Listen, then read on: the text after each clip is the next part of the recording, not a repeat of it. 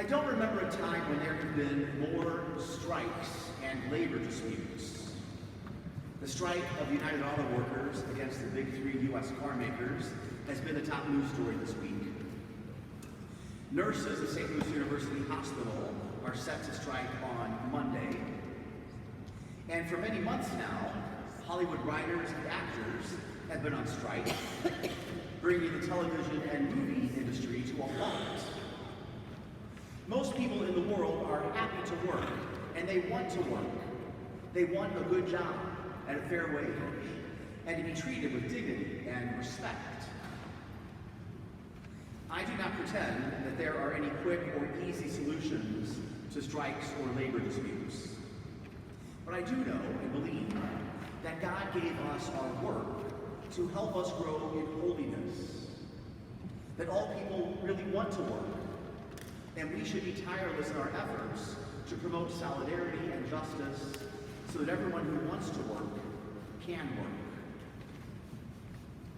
In our gospel on this Stewardship Awareness Sunday, we hear about workers standing around idle, not because they're on strike, but because no one has hired them. And we hear about a generous landowner who goes out time and time again to hire more and more workers for his vineyard.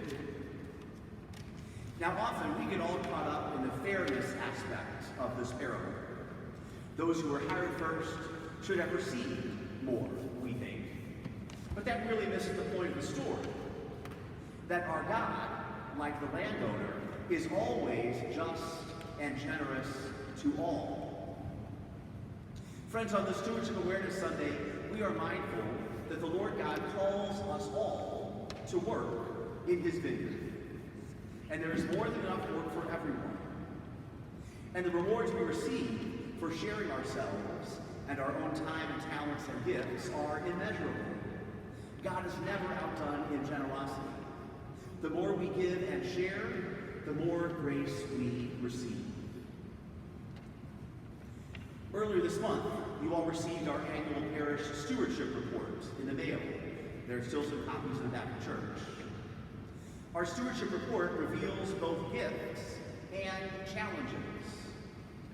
For example, we are fortunate that we have many groups and activities and events in the parish. Our challenge is that relatively few people are involved in these groups and activities and events. So how are you participating? The Lord is inviting you into the vineyard. We are fortunate that we have nearly 800 families in our parish. Our challenge is that there are many households and individuals in the neighborhood who have not returned after the pandemic or have not heard that St. Margaret is a welcoming community. So how are you spreading that good news? The Lord is inviting you into the vineyard. We are fortunate that we are not in debt and that we have a good budget. Our challenge is to be able to provide for the long-term physical and financial needs of our parish. So how are you contributing financially to the parish? Are you tithing or growing in generosity? The Lord is inviting you into the vineyard. As your pastor, I am humbly aware of the fact that there would be no parish without each of you. In every way, you are called to be a co-worker with me in this parish. More importantly, together, we are called to be co-workers with God in our world. We are invited to participate. Your hands are needed to help with the work that must be done to keep our parish vibrant and strong. Your presence is needed to be the smiling face of Jesus to one another, especially our visitors and guests, and those who come to us in need. Your financial support is needed to pay the utility bills, the insurance, and the salaries. In this week to come, each of our parish households will receive information in the mail about our increased offertory program. I am inviting and encouraging everyone in the parish to consider your own financial contributions to St. Margaret and to make a renewed pledge by returning your own commitment card next weekend. Many folks give the same amount in the envelope or basket that they gave 10 or 20 years ago. A lot of folks set up financial electronic giving years ago and have not updated their gift. Some people may have paid off debts or have new income and can now give more. Many people give nothing because they think there's not a need or that what they can give won't make a difference.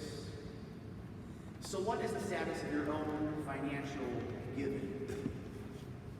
For a lot of folks, it's not something that we often prayerfully consider. So I'm inviting you to prayerfully consider your financial gift this week to see how the Lord is calling you to be generous. Financial giving is part of stewardship, certainly, but it's not the only part.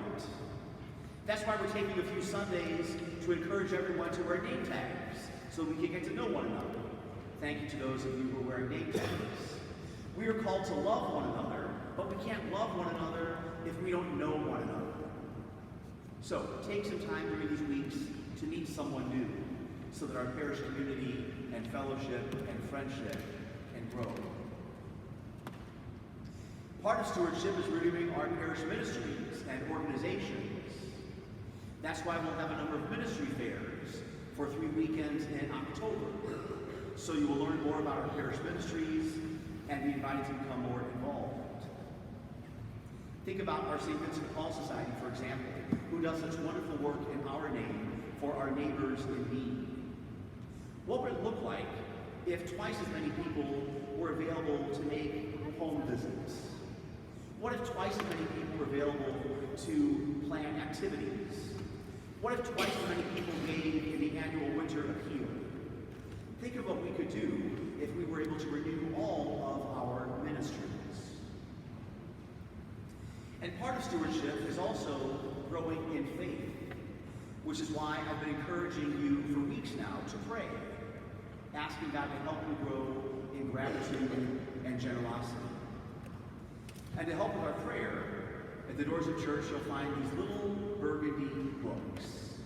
You might remember the little blue books during Advent, the little purple books during Lent. The little burgundy books contain reflections on stewardship.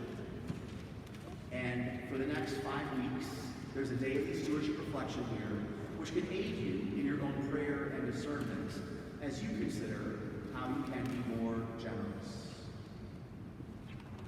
So friends, for your consideration, how are you being called to strengthen our community? How are you being called to share your time and your talent? What ministry is God inviting you to be a part of? How is God calling you to share your financial resources with the parish and other worthy charities? God is calling each of us, calling you to be renewed in gratitude and generosity during this stewardship season. This week, listen, pray, respond, for the Lord is inviting you to work in the vineyard.